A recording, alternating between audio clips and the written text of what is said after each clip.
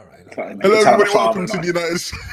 Hello, everybody. Welcome to the United Stand. My name is Levin2K. I'm here with three amazing gentlemen, all wearing wonderful Christmas jumpers. Of course, all actually, not quite everybody, but okay. We'll get to that. No. Okay. I'm not being thrown under the bus. Didn't you? You teed him up. I'm not being thrown under the bus immediately. All right. I got less than 24 hours notice. Ryan messaged me yesterday saying, "You coming on?" I was like, "Yeah, I can do it." And he goes, "Oh yeah, wear a Christmas jumper." And I was like, "Every Christmas thing I own is in Ireland." And he's like, "All right, well, best of luck." So I got antlers, and I'm wearing a vintage Irish top. So I think at the end of the day, I win. All right. Thank you. There's the Christmas spirit. Look, guys, it's a pleasure to be on here with you. We are in the Christmas week now, aren't we? Right? Everyone's getting the Christmas spirit on. I got like a little TV. I put up a fireplace on YouTube, cracking on the Christmas music and whatnot. But with that, there are always reports around Manchester United. So we will get to that and get to talking about quite a familiar topic, and it's the one that's on the thumbnail. So I'm sure everybody will be raring and ready to hear it. But a report came out from Samuel Luckhurst from Manchester Evening News, and he said Ralph Rangnick has recently spoken to Haaland's father, Alfinge, about possibility of his son signing for Manchester United next year. Rangnick is pushing for United to sign the striker. I'll start with you, Adam, and I'll get your thoughts on this, because Haaland is someone we were linked to, an incredible amount. We know Ollie was very interested in him, and we were very close to signing him, but he chose to go to Dortmund a couple of years ago. What do you make of the situation now with Ralph now being linked to Haaland? Yeah, guys, I've only got one Christmas jumper, so if you see me all the way through the week with this Ronaldo one on, you're just going to have to like it. I'm sorry. It smells terrible. It's all I've got, yeah. It's going to be like that by the end of this week. But yeah, getting on to that. I think we spoke about this not too long ago in terms of Ralph and targets and what influence he will have on the transfer market and who he may sort of earmark to come in for the new manager. I think we had a discussion saying, look, if it came down to it, if you offered Ralph Ronaldo up front or Haaland, he would probably go with Haaland every single time because of the way he plays, the way he sort of presses rather than Ronaldo, in the way that he doesn't do that much. But you look at it and you go straight away, I'm thinking, well, he looks like if Haaland would be a target, then someone's going to have to go to make room, which sort of rolled into last night's show in terms of the likes of Jesse, Martial leaving the club. I mean, let's not kid ourselves. Haaland is the hottest property in European football, probably world football right now.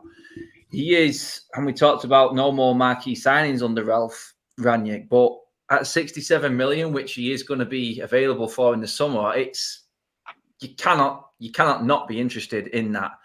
And Rangnick, with his contacts, the German connection again through Dortmund, and you said it before, Jordan, Levin, mate. It's a case of why weren't we there the first time? Do you know what I mean? Why weren't we the ones? Why weren't we the Dortmund bringing this player through? And that's what a lot of United fans will say. It's like, well, we've got our own in Mason Greenwood. How come we're not getting the most out of our young striker?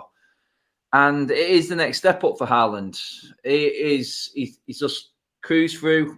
Dortmund, no disrespect to Dortmund, but he sort of cruised through this stage of his career now, shining wherever he's gone. But the pressure's about to come big and fast on him now in his next move. It is his big one.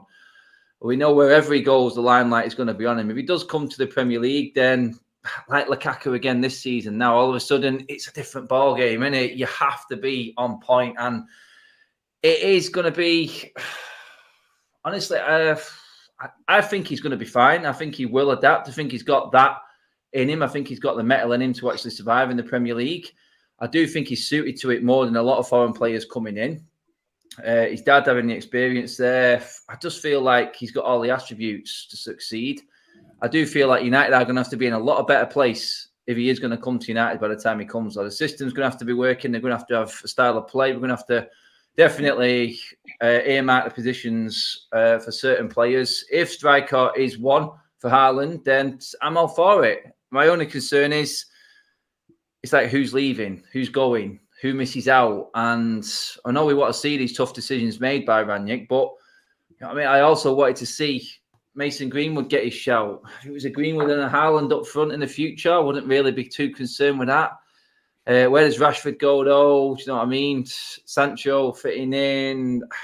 I do believe now that obviously Martial looks like his days are numbered. We spoke about this last night. Honestly, I would go for Haaland. I would at that price. You'd be stupid not to. He is a world-class striker, and I do think he's ready for the next step up.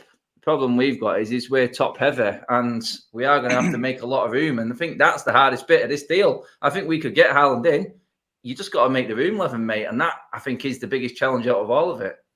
Yeah, and look, I don't think it's a matter of wanting Haaland. I think you'd be, you struggle to find a team who doesn't want Haaland, right? A player of his quality at his age, at the price point, it's a no-brainer. I'll come to you, Jordan. Do you actually see a clear sort of path? Because Adam referenced it a lot in terms of us being top-heavy, and so you probably want to clear out a couple of players and create room for that to be an environment where he is going to be able to play regularly along with Greenwood or Ronaldo, whoever it's going to be. And with that as well, I'm sure there'll be a lot of people who go, oh, is he even going to consider United, right? Does he have do we have the pull anymore? Our relationship with Raiola? Do you see there being an actual pathway? And if there was, what would your pitch be if you're Rangnick to convince him to come to us over a City or a Real Madrid or whoever it is that's going to want him? Yeah, I think that the squad is unbalanced. I think we know that. There's a lot of favourites who've been held on to, which probably shouldn't have been held on to.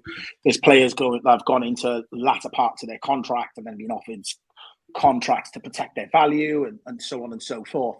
I think Rangnick's main thing is to come in there with any kind of lack of emotion and make calculated decisions to move people on in order to balance the squad before you can bring people in.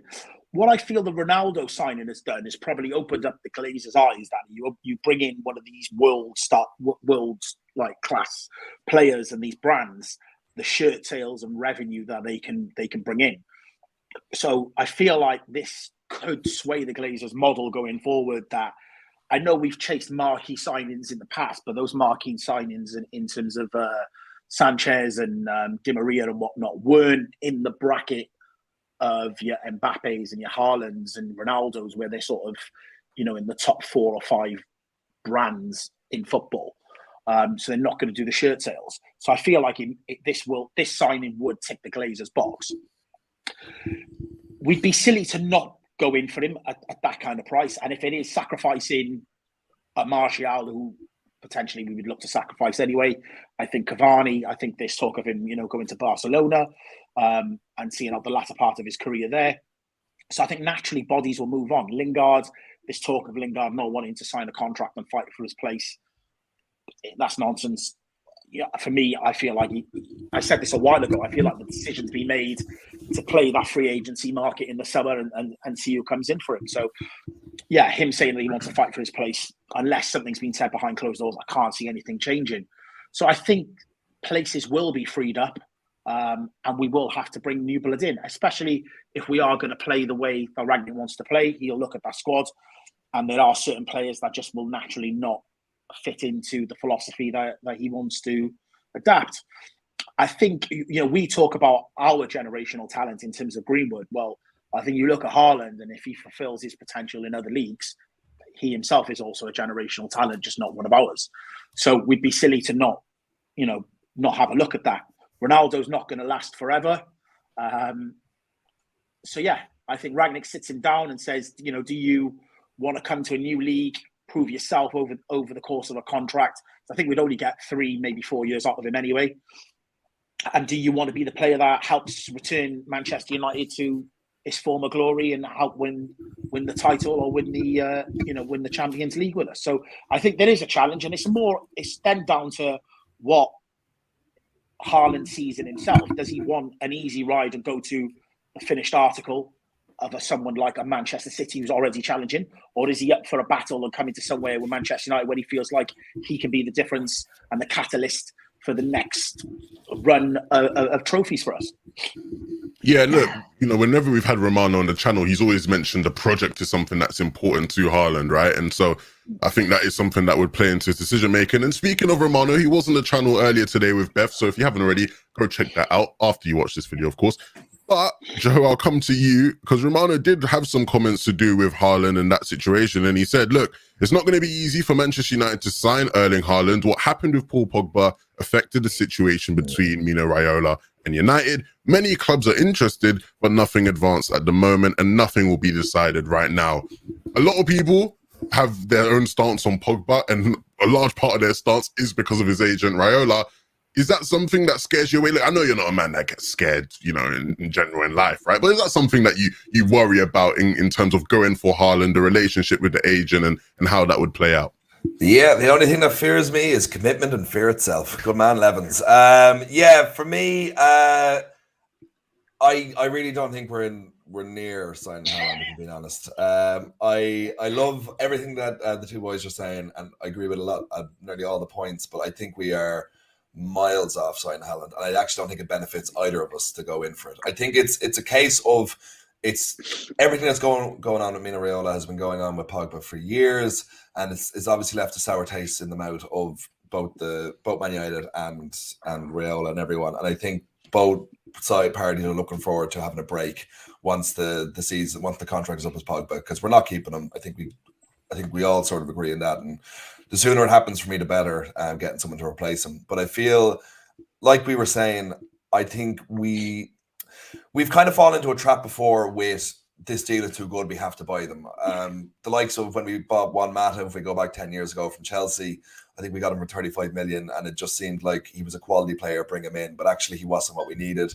You can say the same thing with Angel Di Maria. We got a relatively good price for him for what we thought was, at that moment, the Champions League, like who won the Champions League for Real Madrid, was man of the match, and then did nothing for us. I think we have to move away from just because it's a good deal to buy them to actually look at what is the best thing for the club. And I think the best thing for the club is to put proper investment in making Mason Greenwood our main man going forward, because he has shown it with the minimal amount of time when the pressure was on him at the start of the season.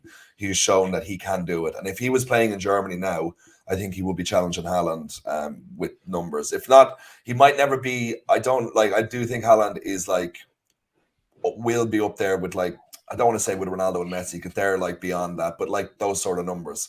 Will Greenwood get to that? I don't know, but we need to invest in him. He's one of our own, and he's shown time and time again that he can be relied on, and he's continuously getting better.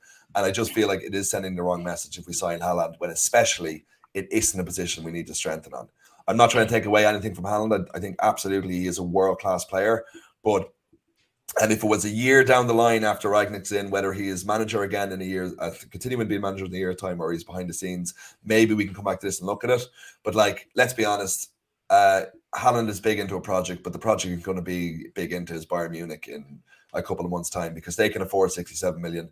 They have a better structure. They love robbing Dortmund players. So it's all set up for that to happen. I think he will come to the Premier League. I don't think he's ready for the Premier League right now. I think he'll be ready after post Dortmund, and then he'll go for 140, 150, maybe even 200 million. But I don't think any of United. You think any of United's current strikers are ready for the Premier League? Wow. That's yeah. I agree, but I also don't think we're going to get Haaland now. But I do. Joe, sorry, go on. The angle you're sat at, those antlers look like two chicken drummers on your head. And it's confusing people in the chat. They're trying to work out how festive you're actually being. So I think you might need to just adjust your camera so they can see your full festiveness. There we go. Look, there we go, guys. I am full festive. I am Captain Christmas over here. I thought Jordan was going to come in with a valid point then. I thought Jordan was going to be like, Joe, I hear you, you're my bro in that, but you're waffling. I thought you were about to come on a vibe of that, but no, It's good we can see the antlers now. Adam, do you have a rebuttal too, Joe? Jordan, you've got to be able to back that up now, Jordan. Come on. Yeah, you got to come to come with something else now. Yeah. Yeah, Joe, I don't agree. Thanks. That's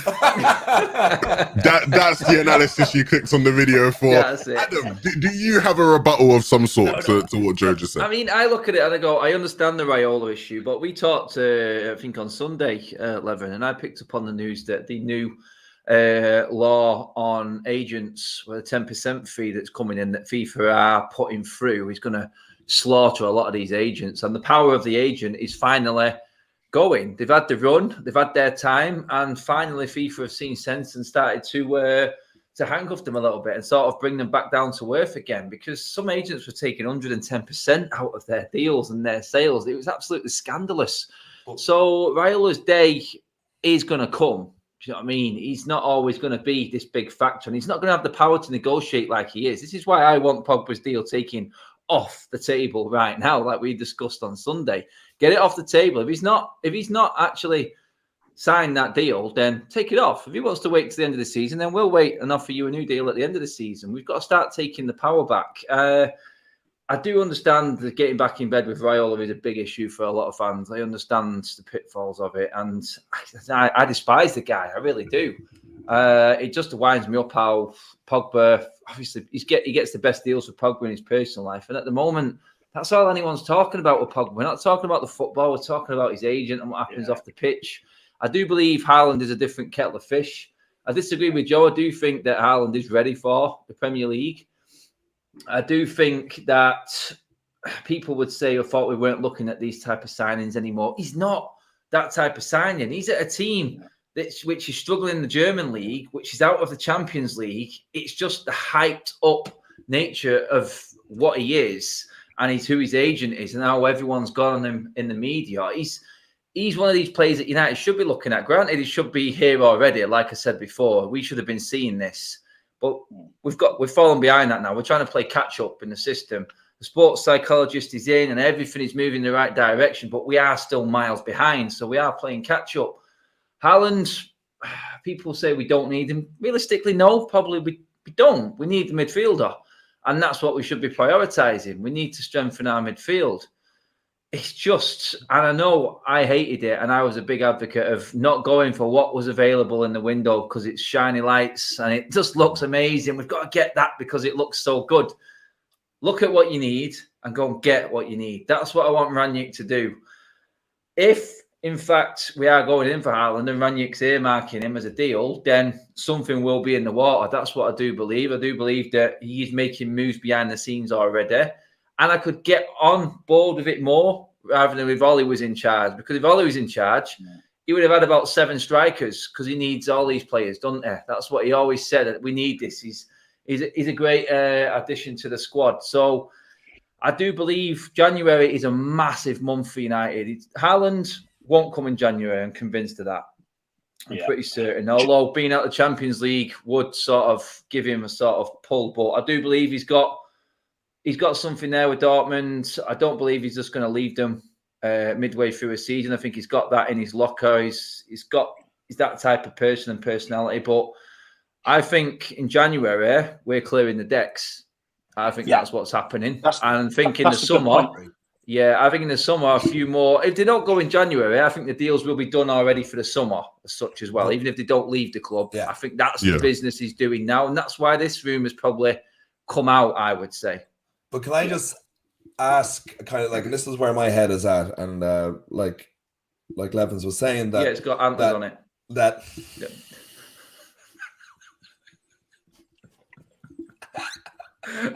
I actually forgot I was wearing them. I was like, "What's he talking about?" It's like, "Oh yeah, me."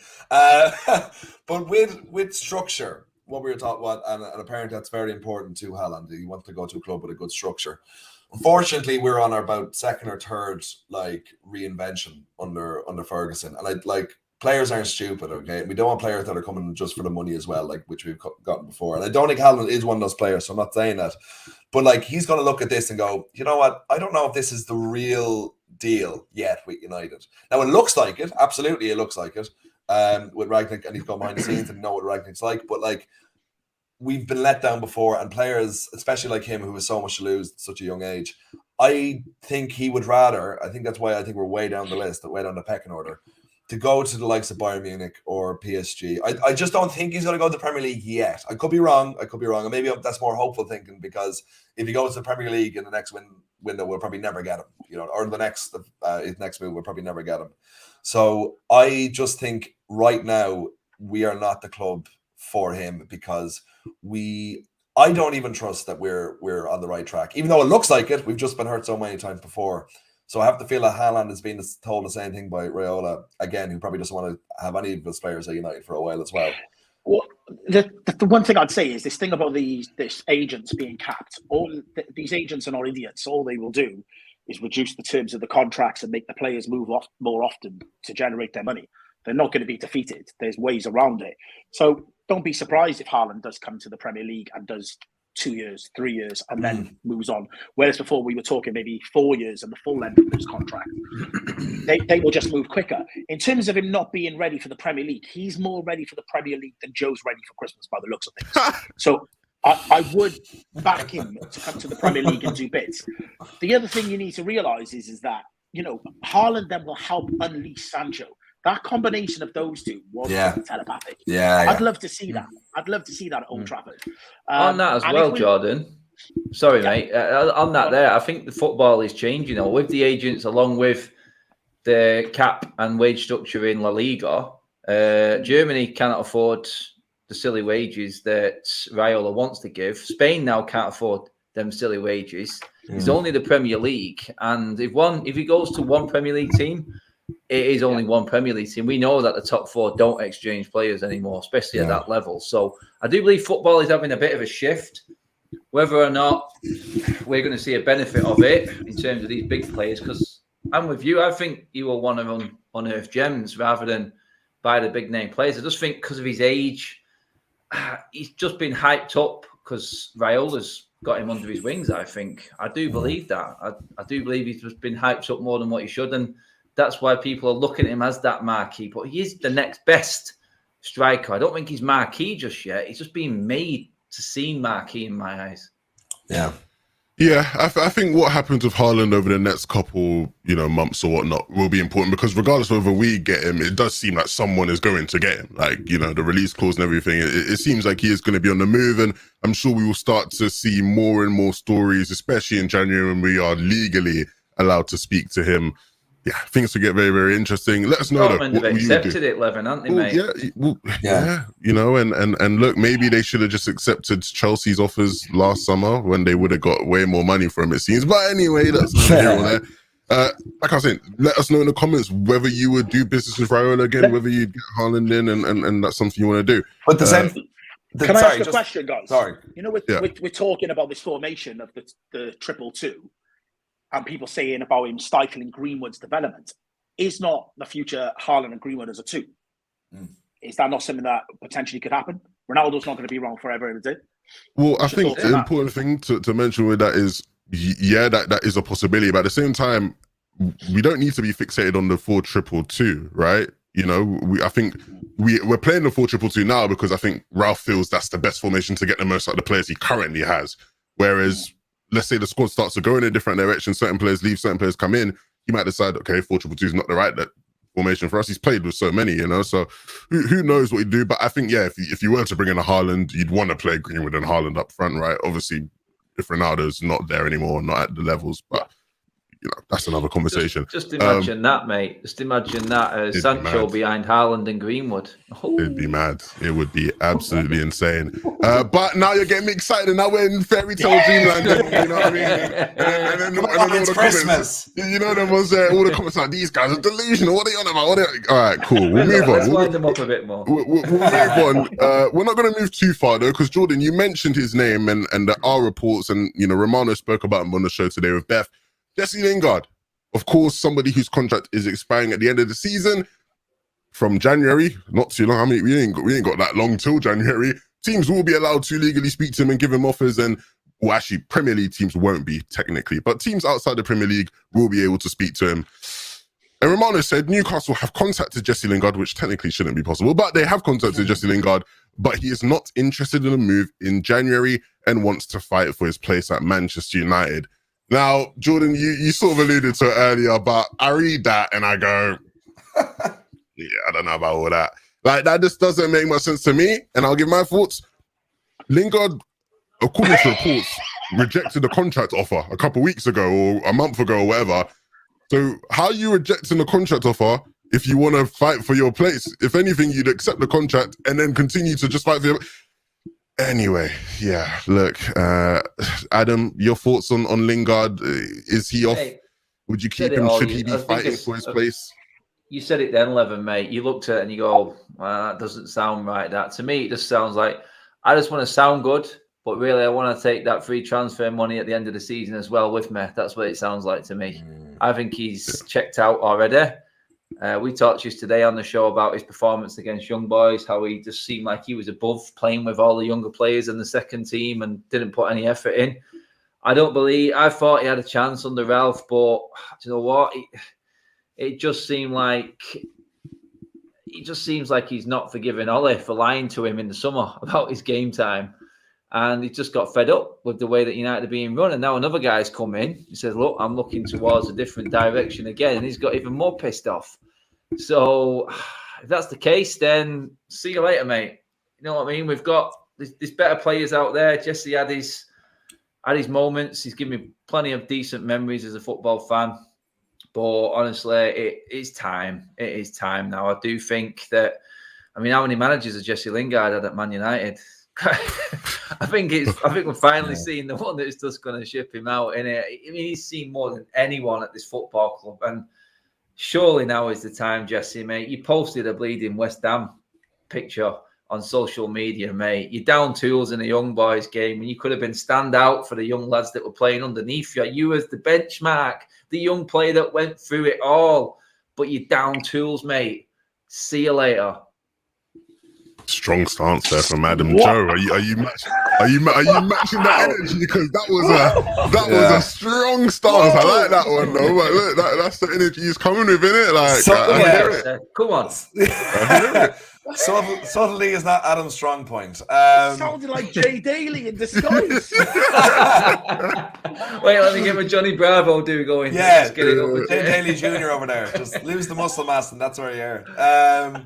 I'm completely on board with Adam saying that he's an embarrassment. I don't know. Is he embarrassment? Maybe I'm just going too much now. But he's look, match the agent with the man. He's got Raiola in his ear. I think he has notions of grandeur of who he is and where he stands at the club. And like Adam is fucking dead right when he said he down tools versus Young Boys when he could have just been a leader. Do you know what I mean? It doesn't matter what game it is. You're playing for Man United, and you're especially at a time when you were being sent out. The game mightn't have meant anything, but it meant a lot to a lot of those players. And you could have just set the standard, being like, no matter what the game is, you're here to give 100%. And he didn't care. And like, he's someone who's come through it all. He's someone who's harped on about his comeback and all like that. And then he has a comeback, does amazing at West Ham, has given us a couple of moments here, especially the winner against West Ham and the assist for Ronaldo against Villarreal. But it doesn't really matter. It's just a way a lot of modern footballers are. It's all about me. Where's my glory? And that's just what he's become. He was a fan hero, a cult hero for a long time. And I think when he actually does leave, it's going to leave a sour taste in a lot of people's mouths. And that's for him to deal with when he retires, because like, this is going a bit off a little bit, but like the players that, okay, this is something that crossed my mind every so often. Would you like to be a player the likes of Matt Letizia, all right, who stayed at one club for their whole career at that level, but is basically, God level status? Or would you like to have been someone who left, went to a club and won loads of trophies like he could have done? For me, it always is you stay at the club that holds your heart and you do everything you possibly can do for them. And then they say, if you're not up to the standard anymore, they say they show you the door in the most respectful way possible. He hasn't done that for us, all right? He has not given 100% every single time he's been on the pitch. And it's been a downward spiral for a while now. And I cannot wait for him to go. And I really, really, it upsets me about that, to be honest. I think you hit on something important there, Joe, because look, I remember when Lingard, left on loan to West Ham, there was an overwhelming amount of positivity towards him. Yeah. So many people seem to be like, yes, my guy, Jay Lings, he's going to get a chance. West Ham take care of him, da-da-da-da. All I've ever heard from West Ham fans is generally positive things about him, like, oh, he's such a great player, wish he would have just came to us again and not stayed at United, but whatever. Jordan, are we moving to a place now where, he could leave and it wouldn't be that anymore? It would just be like, yeah, good riddance. Yeah. Like, is that what's happening now? Yeah, and this always comes back to the structure of the club that we've got to get correctly. You look under Sarix, and Sarix was always good at identifying the right time to move certain players on. And I think, you read his autobiography, there's only one or two players that he says over the years that he got wrong and let him go at the wrong time. Jaap Stam springs to mind. Yeah. But there were certain players, it broke Sir Alex's heart having to sit down with them and say to him, listen, you're not going to get the game time, and it's better for you and your career to move on. You know, again, your Phil Nevilles, your Nicky Butts, people like that were close to his heart that he watched grow up. And the club was able to make that decision to move him on. Lingard should have went after he went on loan to West Ham. It should have been done now. We should have got what we could for him. His value was at an all-time high in terms of that stage of his career and contract. We should have moved him on then. Nobody in the club was able to make that decision, an emotional-less decision to move him on. Him and himself would love to obviously come back and make a go of it. Ollie's clearly had a conversation with him, promised him the game time, and it hasn't happened. But somebody in or around Ollie should have said, it ain't going to happen. You've got to move him on, take the money and invest the money into the squad elsewhere. And you're right. I remember me personally, sitting there, seeing him in a West Ham shirt, no resentment. Every time I seen him score, I was like, do you know what? Well done. Absolutely buzzing for him. I remember watching the interview of him talking about, what he'd gone through with his family and stuff and how depressed he was that he wasn't playing football and the pressure and so forth. We were all united in the sense that we, as a fan base, happy for him that he was performing at another Premier League club. How often does that happen with other teams? That's an amazing thing about us as a fan base. We were happy to see him scoring for someone else. Yeah. And you're right. We've brought him back. Him not signing that contract and then turning around saying he wants to fight for his place absolutely stinks. Like, that to me already suggests his mind's made up. He's going to play the free agent market and get the move to a club that he actually wants to go to. So it is disappointing. And yeah, I think if he leaves now, he's not going to leave with the same level of good luck, mate, go on to better things as he would have done if he'd signed with West Ham in the summer. Yeah, I think that's important. And look, we'll see how it plays out. We'll see whether anything does happen in January.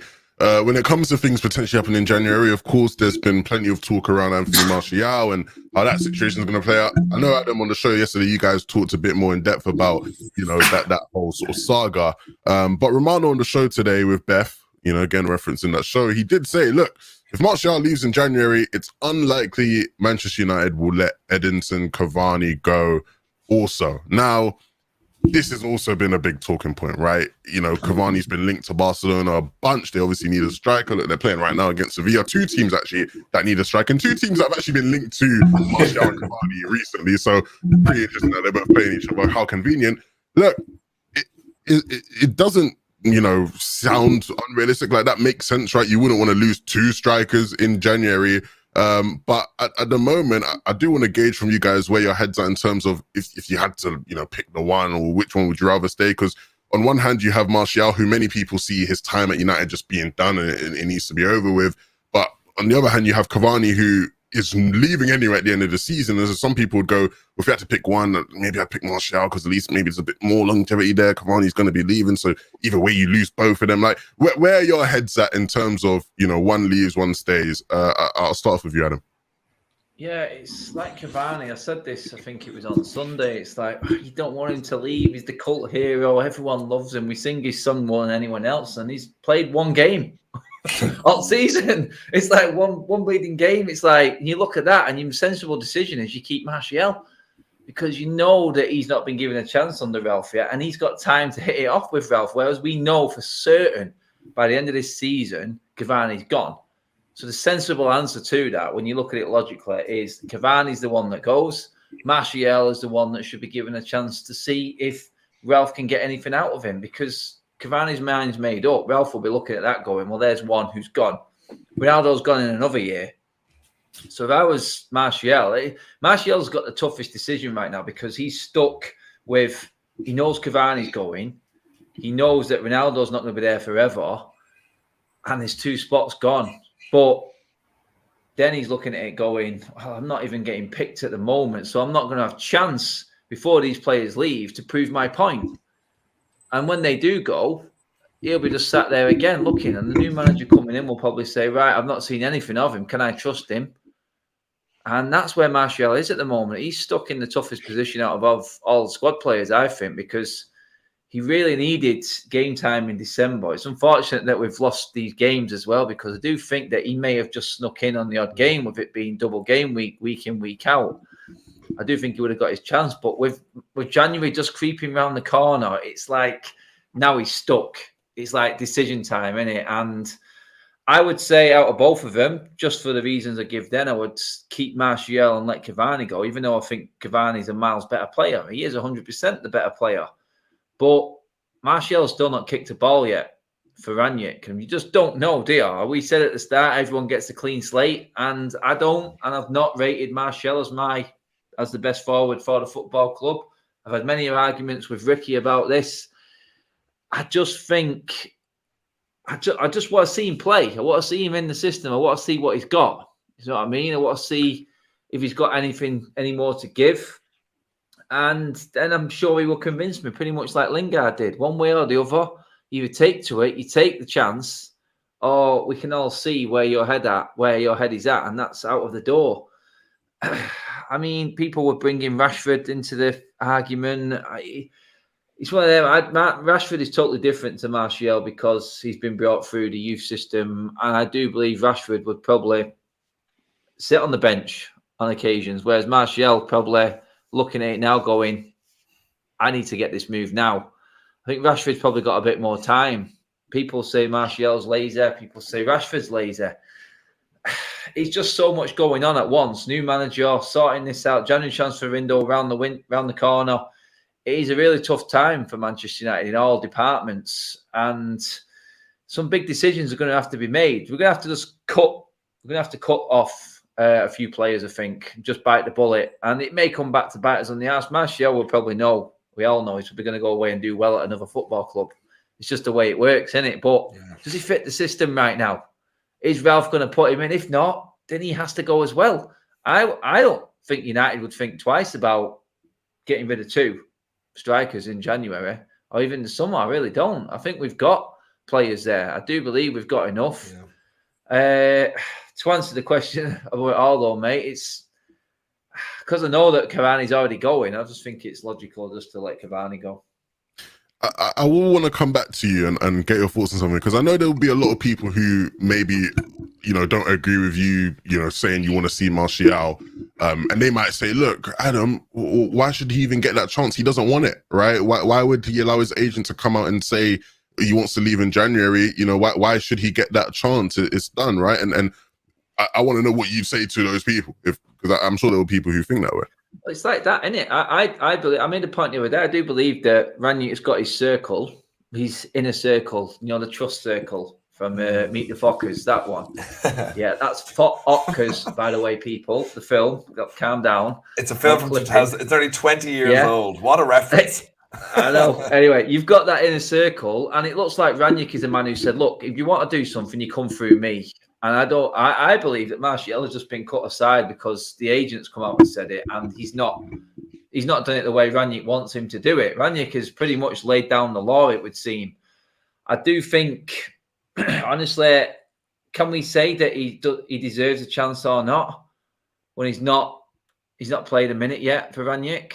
I do believe that, like Jesse Lingard, like all the players, Rangnick will look at them. And the one good thing, and I will trust his judgment because he brought Alanga in because he had a good training session, is if you're going to work hard in training, then you are going to get your chance as well. We know that. That's a fact. So if he doesn't play, then I will look at it and go, there's a reason.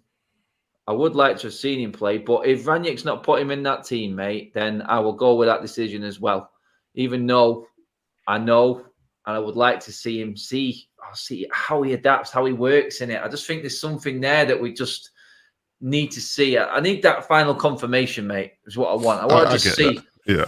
Have you got it? Have you got it, Tony? Just prove me wrong, mate, and I will hold my hands up.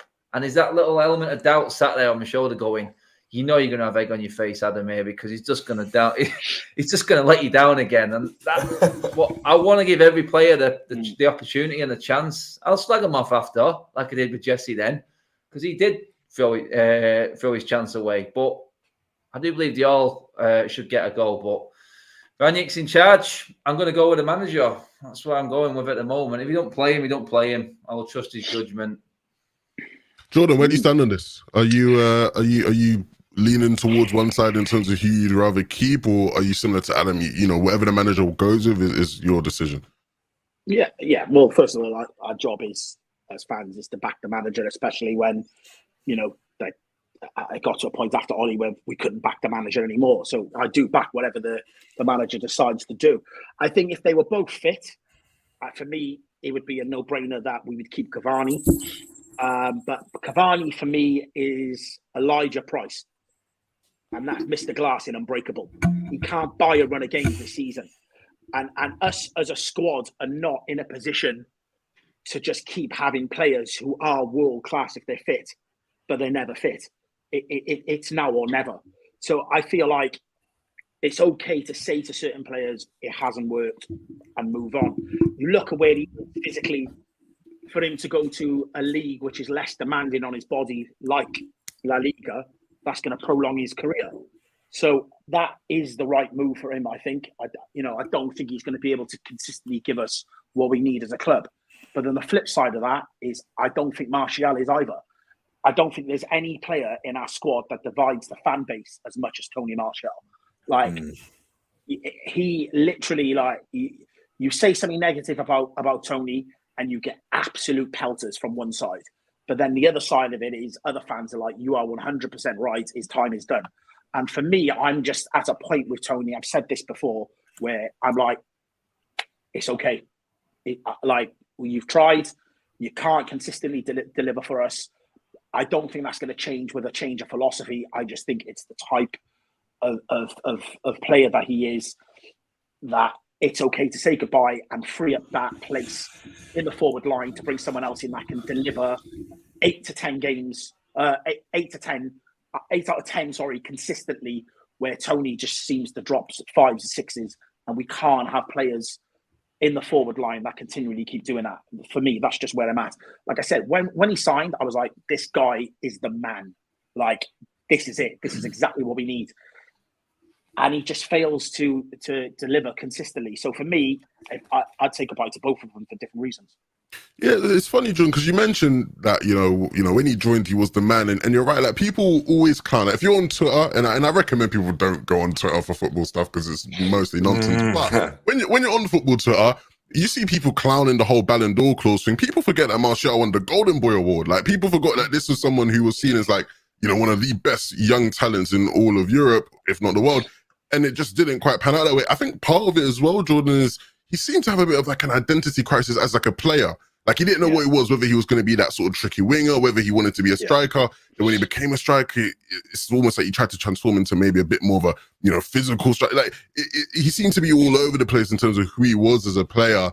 And hopefully, look, if it's not going to be here, hopefully he can move on somewhere and figure who that is and go on to do great things, get into the French squad or whatever it is. Joe, look, I'll come to you just to sort of wrap it up and talking about Martial and Cavani in terms of, look, you know, we do have quite a few, you know, games coming up. Hopefully we'll see what happens with all the schedule and whatnot. But if, you know, you're the manager, do you think you're in a position where you can actually go, look, we can't let go of anybody, right? There's so many games. You know, we need a rotation. Obviously, yes, some of these players might not be here long term, but I don't want to let go of anyone in January. I'd rather us just keep you till the summer so I can, you know, make the use of what I've got right now. Would that be a fair angle to you? Not particularly, because you don't want discontent in the camp. You don't want people just sitting there going, I'm going to play, 3 games when you're stuck over the next 6 months. Like, I really don't think that benefits anyone just having players for the hell of it. Now, if players are told, like, just give me 100% and you're gone in May. Like, if you give 100% out there, you're going to get the best offers from a great club. So just give us your all. I can't promise you game time, but I can promise you minutes when I can. Then hope that will probably tide people over till May. But for me, on the Martial Cavani front, I've been listening. Both of you have made excellent points on this, and it is an incredibly tough decision. But like, I've been thinking the whole way. Let me just set a scene for you, all right? And this is a guaranteed going to happen, all right? This is 100%. There's no doubt in my mind. May 28th, St. Petersburg. Ralph Rangnick is in the dugout of the home end where we are in the Champions League final against, let's just say, Lille, all right? And it's the 98th minute. We're into extra time. We're 1-1. Cristiano Ronaldo's got the first goal, and he's coming off injured. And he turned to the bench. Do you want to see Ralph bringing on a Martial, or do you want to see him bringing on a Cavani? That's an open question. Which one is the answer? I would want to see Cavani personally, but I don't think across that's the board. Yeah, I don't think that's too controversial though, right? Like, I think yeah, exactly. So Cavani. I'm going to say the same thing. If I had a choice between keeping either of them, I like to think long term, but I'm going to think short term for this season. And even though he is, by the way, terrific reference, Jordan, to Unbreakable. Like really, really, really wonderful reference. I love a good movie reference, me. But it is always going to be Cavani, because when he plays, no matter what mood he's in, he is not only there to be the best player on the pitch, he's there to teach other players and to be an example for other players. And we need that for as long as possible. What? Sorry, I just seen a comment say, "Oh God, look, a talking reindeer."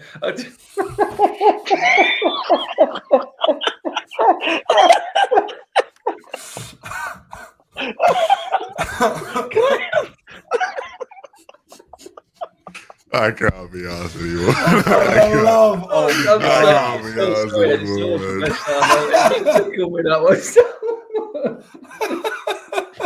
How none of us thought of that. Yeah, Christmas but is on where that, miracles happen. I'm just going to bring back on Joe's point there for the here and now with Cavani. It's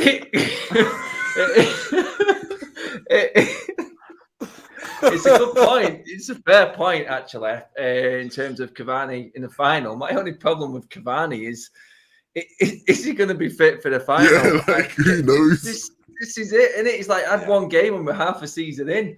I'm just like, oh, I'd love it to be him. And you're right, I would be picking him all day long over Martial. It's just this season, it's like, wow, we've just not seen him. He's like got the biggest cult following ever in this fan base. Believe me, I'm there every week and he is loved. Yeah. I've never known a man not do as much and get so much praise from the fans. It's crazy.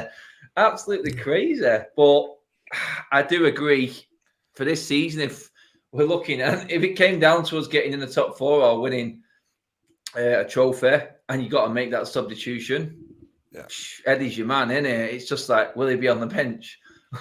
Will he be available? Yeah, Joe, no can I guarantee. just ask one last reindeer question before we move on? You know, I just think like, do you know what? It's not even going to be a last question. It's going to come up a lot. I tried, guys. I tried. No. All right. I just want to ask. You said everything festive you own was in Ireland, but why did you pack your reindeers? No. I never leave home without the reindeers. Okay. Like, so all no matter how sure I am, I always make sure I carry them with me. All right. They always get me out of a bind. Okay. Thanks. That's it. That's all I wanted to know. Christmas spirit at its finest. Look, guys, we've spent a long time. I'm seeing people in the comments going, Haaland's never coming. Guys, you might want to rewind 45. If you're in the live chat and you're still mentioning Haaland, you might want to rewind a bit, mate. The show started like 40 minutes ago. Come on, we've got talking reindeers here. Come on, you're a bit late. You're a bit late. But look, if you're not watching live and you are watching this video after it was live, be sure to subscribe to the channel if you aren't already. Appreciate it. Look, we spent a long time talking about players who are potentially leaving. We spent time talking about players who might not even be anywhere near coming, but a player or a position, I should say, that we know we do need, and very soon, is a defensive midfield position. Like I feel like we ain't had like real conversations about defensive midfield since summer, and when we were talking about signings for Oli. But it's not Oli anymore; it's a new manager. But we still need someone for that position. And Romano did mention it. He said Manchester United are focusing on a midfielder, defensive midfielder, in the January window, and are considering options. Guys, we know we need this position. We've been known we need this position. I feel like everybody, to some capacity should have proper dossiers on different midfielders around Europe that would fit in different ways. And I'm sure you guys will all mention different names you're interested in, but where do you stand? Who would be your ideal choice? Who do you think we need to go for? I'm seeing a lot of people throwing around Kamara's name recently, who plays for Marseille. I'm seeing people mention Tchouaméni again, who's obviously at Monaco.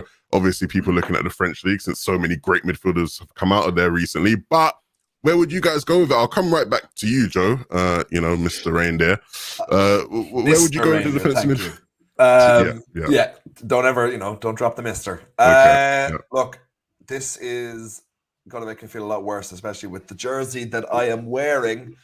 But I'm thinking it'll have to be Declan Rice.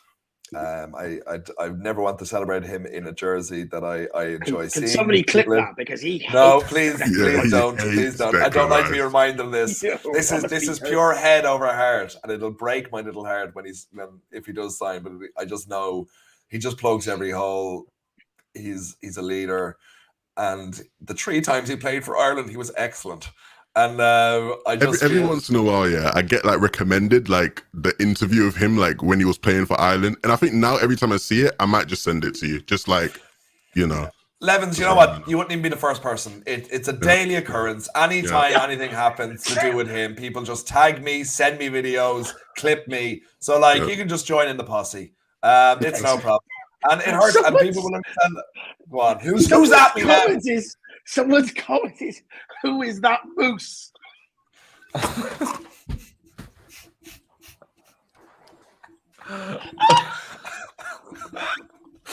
think we've teed up the comment section now just to drop bombs every 2 seconds. Yeah, now. I think. Who's the moose, you know? You man are violating, bruv. Man said he's the moose. The moose, that is baby. crazy. That is crazy. Hey, look. Let's talk about football for a second. You mentioned Rice. Joe, we're not getting Rice in January, right?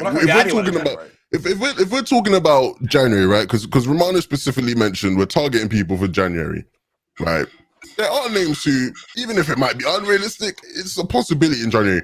We're not getting Rice in January, right? So if it has to be someone that we're going to get in January, who would it be? Because there's no way we're getting Rice. Well, I feel that we still missed the ball on Ruben Neves in the summer. I think that was a travesty that we didn't get him for whatever it was, 25 million, which seemingly was on the table. And I would bag him up immediately if he's available, because I think he's a stopgap, absolutely, but he is like a level above the stopgap we have right now. And there's so much to his game. I think he's good enough to be at a higher club. If you look at what Jota did, went from Wolves to Liverpool, and his game went up, I think Neves could do the exact same thing, and it could be a steal. Actually, get rid of Rice. I never said anything about Rice. I want Ruben Neves, and that's it. Okay, well, strict Rice with the record. Take him off the menu. Take him off the menu. We just can't erase that, mate. But I'll move on. Jordan, where you go with the midfielder situation in January specifically?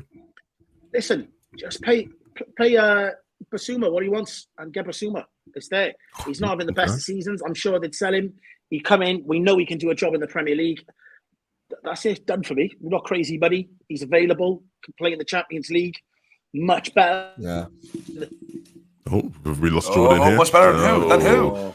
There's always one technical difficulty, isn't there? There's always just the one at some point. I don't know if it's... Do we just leave it? Is he back? Oh, he's back. Okay, he's back. Yeah, I'm back. Did you hear what I said? Because I was just talking to myself. We didn't hear what you said. Right. I said, pay Basuma what he wants and get him. He knows the Premier League. He can do the job. He'd be available in January. He can play in the Champions League. There's no issues there. For me, he would go straight in, hit the ground running, boom, done. Basuma. 2 Premier League options so far.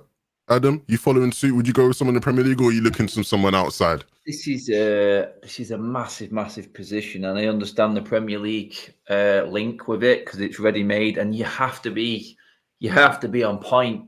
You look at the positions of the players at the big clubs; they've all been sort of there, Premier League proven. It's why they're doing so well right now. You look at Liverpool's midfield there; they've been solid for a while. You look at City's with Fernandinho there now. You got Rodri coming in, sort of been integrated well. For me, I'm just waiting for Leicester to collapse again this season, and then I want Ndidi. That's my man.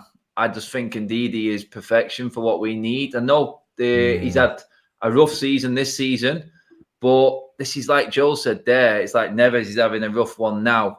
It's because these players are ready for the picking. Even Jordan's pick with Basuma, you know what I mean? They're coming off form now, and they'll be thinking, like, I'm not going anywhere with these clubs. Neves is going nowhere with Wolves. He's been stuck there forever. I'm looking at Ndidi now. Leicester are just not going to get any better than what they are. This is the time. You look at all these players' contracts as well that we just mentioned, and it is sort of moving into the territory of let's do this. I would wait until the summer to make sure we get the right midfielder as well, guys. I really would. I would not go and get a mate wait now and fill up the spot. I do believe if you want this position, we have to get best in class. I do believe that we would. I think it's important we do wait till the summer to get this one. Don't rush it in January for the sake of it. And we'll see what Ralph's got in this because his reputation's on the line for this 6 months as a manager as well, let's not forget. So will he feel the need to go in and get a midfielder in January? It's going to be interesting when the window opens if he does feel the urge to go and do it sooner because I don't think we're going to get any of the players that we've mentioned in January. I just don't see it happening, especially from the Premier League. But I do, my man, I've always said I loved Ndidi. I like what he does. He plays the simple game. And I think he would then complement a better player next to him as well. And I think he's just the versatility with him in the team gives us more options. I know what he brings. And I would go with Ndidi. That's my pick. That's who I would always go with. I know he's not had the best of seasons. He's dropped off, but I do believe that's because he stagnated at Leicester. I think there's a player there. It's interesting, right? Because you do sort of hit on something that I think is important because ultimately, and it's something I've said in summer a lot whenever we had this discussion is, yeah, we need to bring someone, but we also probably need to bring in somebody else because if you just sign the one player and something happens to them, let's say they get an injury or whatnot, then you're back to McTominay and Fred, which is a combination most people don't want to see, right? So if anything, you know, we need to be looking beyond just the one person we're going to get. And I think there is merit to that, whether we would look to do something big in January, because Ralph's someone who even before United talked a lot about, you know, doing deals in January and how difficult that can be and how sometimes, you know, you're going to get better deals in summer. So we'll see what happens to that. I think the important thing is, no matter who you decide on, I'm sure there'll be people who listen to this and go, what are these guys on about? None of those options are realistic. I think nobody can disagree that that is a position we have to be looking at. And I think it's good to hear from Romano that it is being prioritized because throughout the summer, even though we were making signings that we were happy with, it was always confusing as to why the defensive midfield wasn't a priority. And now it seems it's going to be, which I think is only a positive for us. Now, there was some more news to do with, you know, the actual squad and not just signings and transfer news. There were a bunch of players who were confirmed, you know, coming back to Carrington today. Of course, training reopened. We know training stopped for a bit, which isn't good because Ralph needed extra time of training. But players were back today, and there was a long list of players. I'm not going to read out the long list just because, you know, we could be here till the end of the show. But there were some players who weren't accounted for, players who we don't actually know if they came back to training. And so obviously that's some concern. And I'll read out some of the names here. I saw people on Twitter panicking a bit, but names of players who didn't return to training today: Ronaldo, Van der Beek, Pogba, Dalot, Sancho, Jones. Without Jones, what are we going to do? And Heaton and Henderson. So those are the ones that are not accounted for. Now, technically not accounted for means maybe they were at training, but they just weren't spotted or whatever. But, you know, of course, there's going to be some conversation there. I don't know. I wasn't panicking just because obviously we still got like about a week or so. Like, isn't it like 6 days into our game, right? So we still got time for those players to come back.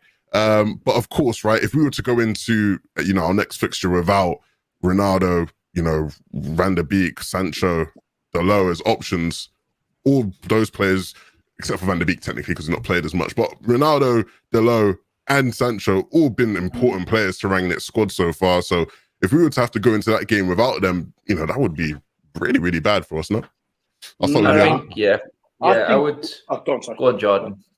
I was just going to say, it's Newcastle, guys. We could send out a United stand all-star 11 and turn them over at the moment. So I wouldn't be overly concerned with that fixture, to be honest. No, I mean, I look at it and I'm like what you said then, Levin, mate. I would like another 6 days yet.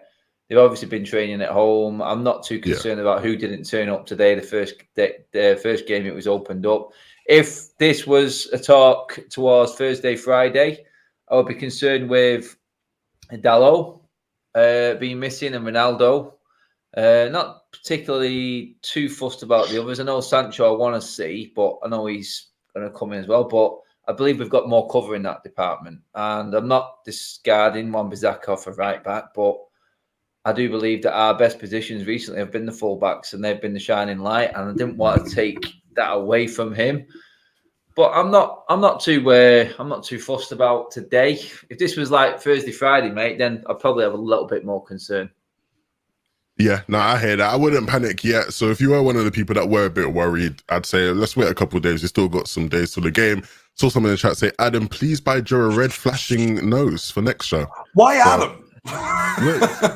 Like, I don't know if it was because I brought up the look a talking reindeer comment. But possibly you were kind of the person that started sinking this ship. If I'm being honest, I think we were fairly ignoring them all, and then you guys on that as well, guys.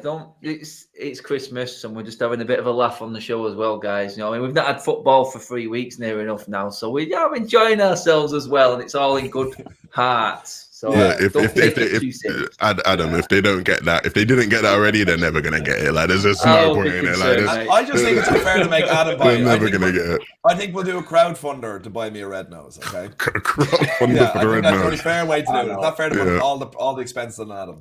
Well, look, you can discuss the details of that in your own time. Look.